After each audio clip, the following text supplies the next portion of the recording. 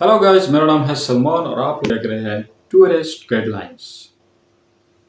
आज का जो हमारा टॉपिक है वो है कनाडा वर्क परमिट के हवाले से।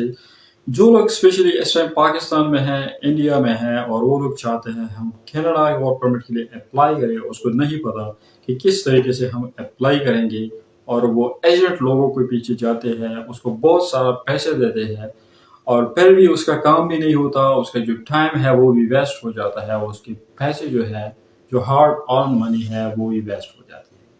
तो उन लोगों के स्पेशली ये वीडियो है क्योंकि आप सबसे पहले जानें कि किस तरीके से कौन कौन से रिक्वायरमेंट्स है, कौन कौन से डॉक्यूमेंट्स चाहिए, किस तरीके से हम इस वीज़े के लिए अप्लाई कर सकते हैं। जब आपको ये सारा तरीका आ जाएगा समझ, तो आप खुद घर बैठे इस वीज़े के लिए अप्लाई कर सकते हैं without wasting your time, without wasting your hard money.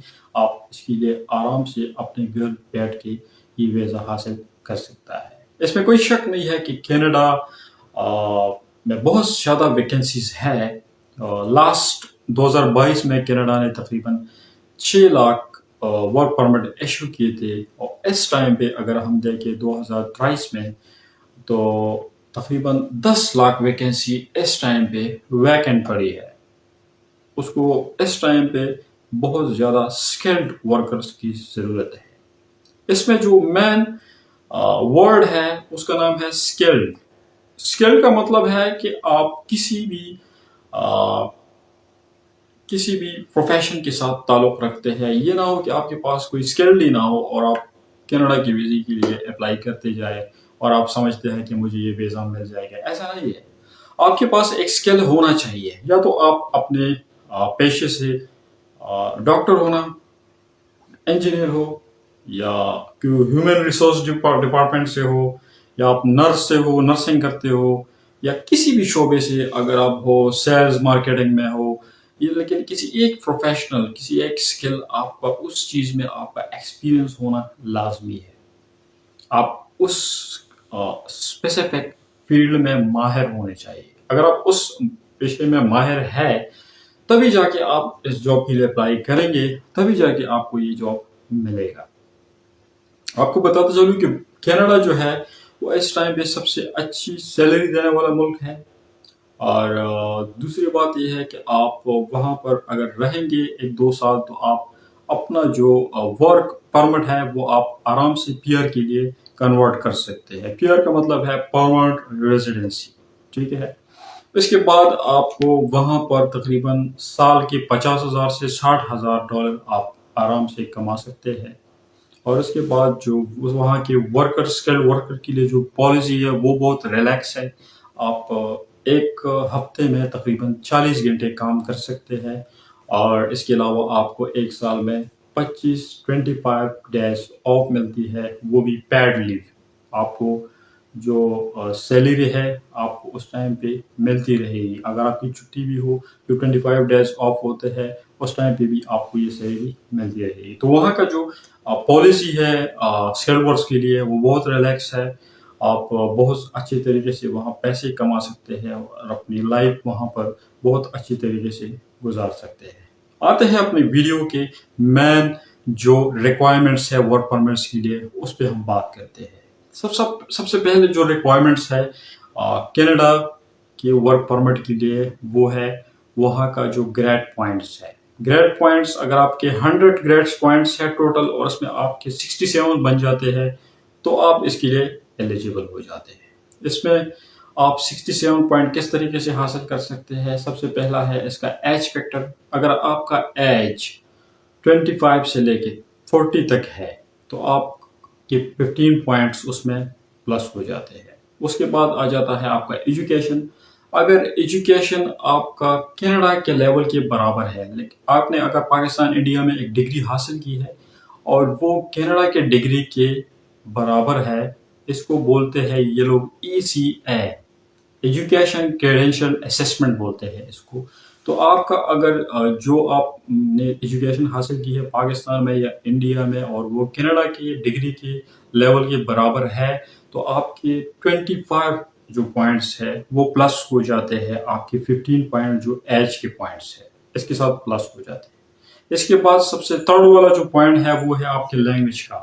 اگر آپ کو انگلش بولنا آتا ہے، آپ کی انگلش جو ہے وہ سب سے اچھا ہے، تو اس کے پوائنٹ سب سے زیادہ میکسیمم ہے وہ ہے 28 پوائنٹس. یہ اس کے ساتھ پلس ہو جاتے ہیں، تو اس طریقے سے آپ ایلیجبل ہو جاتے ہیں.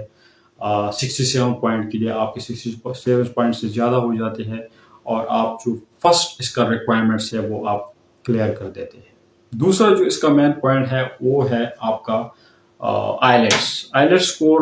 جو آپ ٹیسٹ لیں گے آن لائن آئیلیٹس کا، وہ آپ کلیئر کریں گے، اور اس میں جو بینڈ ہے وہ آپ کے آنے چاہیے 6.5. آپ کے 6.5 بینڈ ہے تو وہ ڈاکومنٹ بھی آپ اسی ڈاکومنٹ کے ساتھ اٹیچ کریں گے، تو آپ کے ہو جاتے ہیں 2 ڈاکومنٹس کلیئر. تیسرا جو ڈاکومنٹ ہے وہ ہے آپ کا پولیس کلیئرنس سرٹیفکیٹ آپ کے پاس ہونا چاہیے. چوتھا آپ کے پاس ہونا چاہیے میڈیکل انشورنس آپ کے پاس ہونا چاہیے، اور ایک پاسپورٹ آپ کے پاس ویلڈ ہونا چاہیے 6 منتھ کا. اس کے علاوہ آپ کو چاہیے proof of funds. Proof of fund سے مطلب مراد یہ ہے کہ آپ کا بینک سٹیٹمنٹ، آپ کے پاس اتنے پیسے ہونے چاہیے کہ آپ کینیڈا جائے تو وہاں پر سروائیو کر سکے. سروائیو کے لیے آپ کے پاس آپ کے بینک اکاؤنٹ میں اتنے پیسے ہونے لازمی ہے. اس کے علاوہ آپ کے پاس ایک ویلڈ جاب آفر لیٹر ہونا چاہیے جو کہ کینیڈا سے آپ حاصل کر سکتے ہیں. کس طریقے سے حاصل کریں گے آپ اپنے لیے ایک سی وی بنائیں گے، جو آپ کا پروفیشن ہے آپ اسی حساب سے اسی میں ایکسپیرئنس ڈالیں گے. جس جاب کے لیے آپ اپلائی کریں گے، مثال کے طور پہ آپ کسی سیلز اینڈ مارکیٹنگ کے لیے کام کر رہے ہیں اور آپ کا اسی میں ایکسپیرئنس ہے، آپ کی ڈگری بھی مارکیٹنگ میں ہے، تو آپ اسی حساب سے اپنا سی وی بنائیں گے اور اپنا ایک کور لیٹر بنائیں گے. اور اس کے بعد آپ اپنے کمپیوٹر کی اسکرین پہ بیٹھ جائیے اور google.com پہ آپ نے ویب سائٹ سرچ کرنے ہیں. جیسے ہو گیا فار ایگزامپل میں آپ کو بتاتا ہوں، آپ نے سرچ کرنا ہے کینیڈا جاب بینک، صحیح ہو گیا. انڈیڈ کینیڈا ہو گیا، گلیس ڈورس ہو گیا، ٹورنٹو جابس ہو گیا، اور لنکڈن کینیڈا ہو گیا، کیریئر جیٹ ہو گیا، jobs.ca ہو گیا. تو یہ سارے ویب سائٹ ہے، یہ آپ کو مل جاتے ہیں کمپیوٹر پہ.